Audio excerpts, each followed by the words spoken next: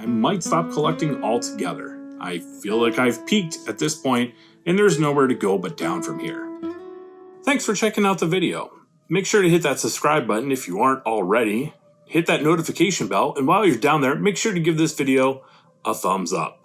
So I got 2 packages in the mail right here, and they've got some big books inside. One is from Dustin, who I'm excited to pick this book up from him, and one is from Southern Comic Geek, Jason himself, who I don't know if you saw an Instagram post he recently did, but I made sure to hit him up as soon as I saw that. So let's open the first one. I know what's in each box, so we will get our box cutter, open this thing up. I hope, I pray it's not filled with packing peanuts. I hate packing peanuts. Get a little slice there, a little slice here. Remember to always cut away from yourself. That's the important thing. Just peel this thing open. Now, if you didn't know, Dustin recently was trying to sell some of his books in order to fund a purchase that would help him and his family out down the road. When he said, or when he showed me a list of what he was selling, there was one book that I was trying to get more than any other. And it is, of course, this book right here.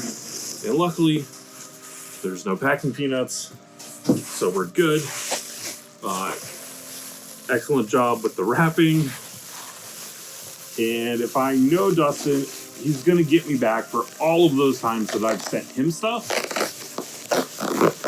So this is going to be annoying. And he's probably really excited that you guys are watching this right now. Because look, he wrapped the whole thing in tape. And I don't know where to start.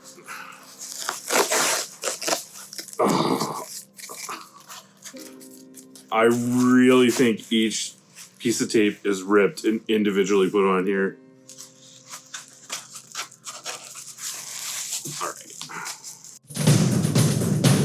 This is the worst kind of Russian nesting doll possible. And of course, there's another. I'm telling myself that he did this to protect the book and not to annoy me.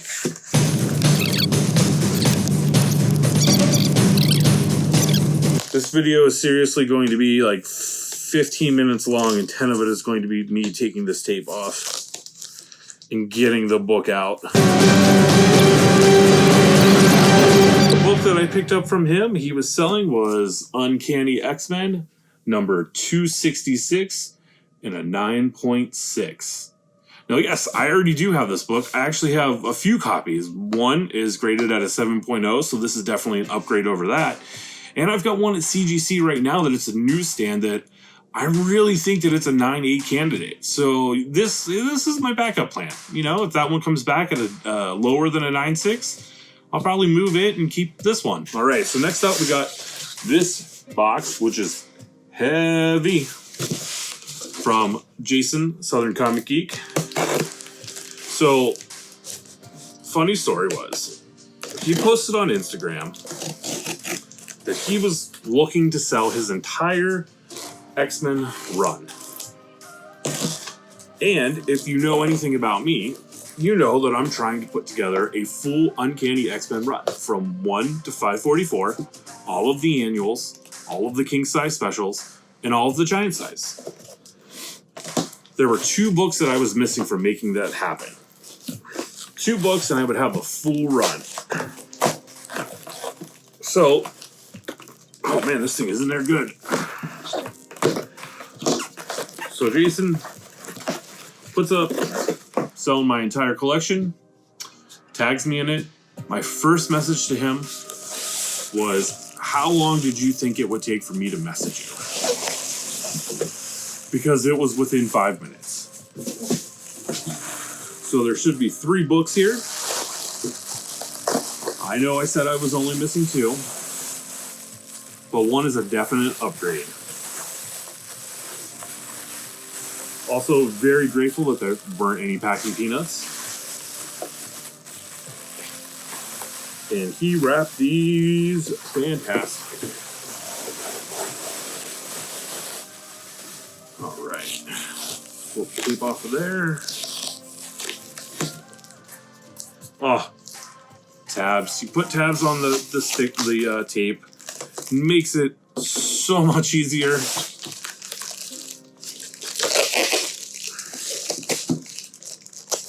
Oh man. Okay, one more to go. Here we go. All right. Take these out of the bags. Let me get your opinion, guys. Do you like bags on slabs? I honestly think that I'm just going to put these in my BCW bin made for slabs and just take the bags off of them.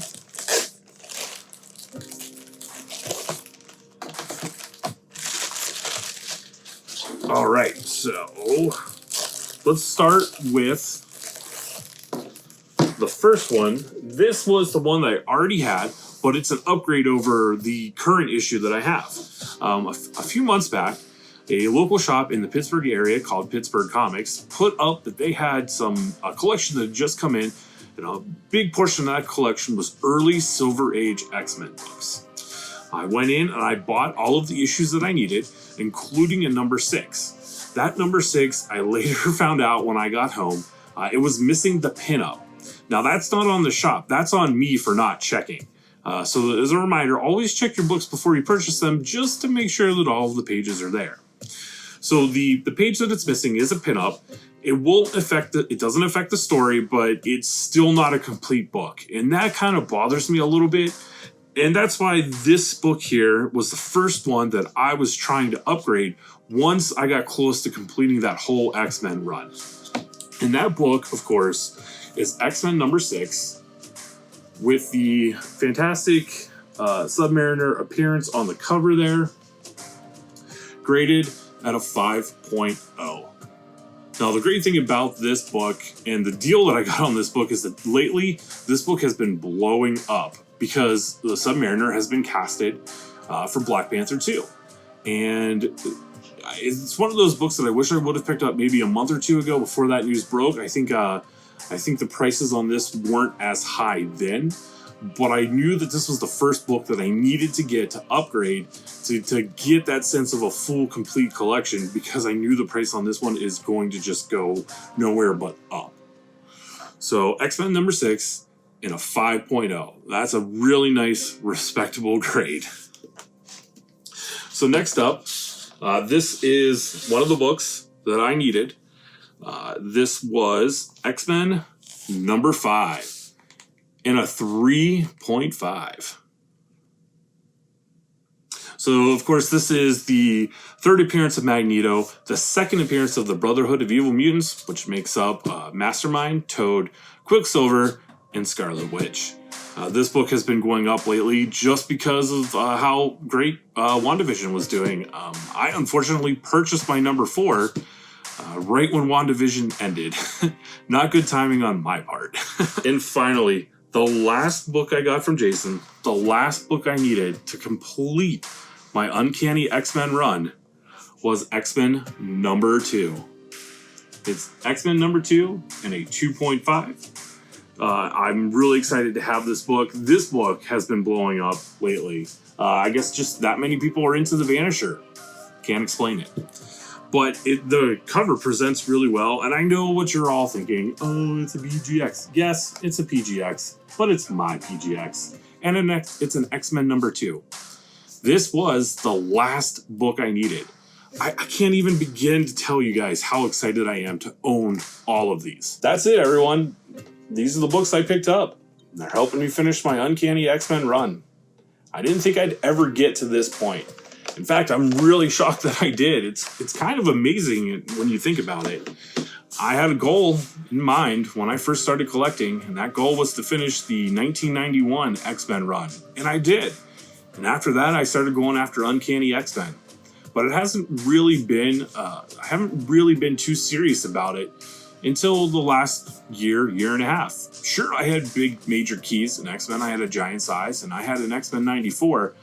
But it wasn't until probably I met up with Two Brothers Comics, Dustin and Nick, and started hanging out with all of you here on YouTube that I really started to focus and get serious about it. So, thank you, all of you, especially from my wife, who I'm sure is just thrilled that I've spent this kind of money on books like this.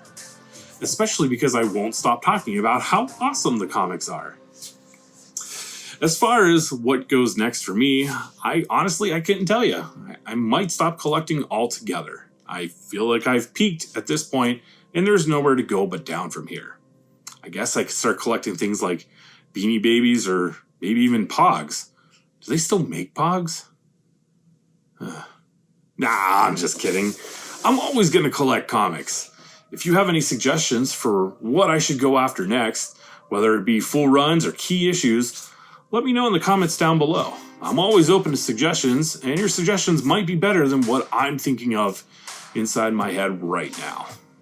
Until next time, take care and remember, collect your way.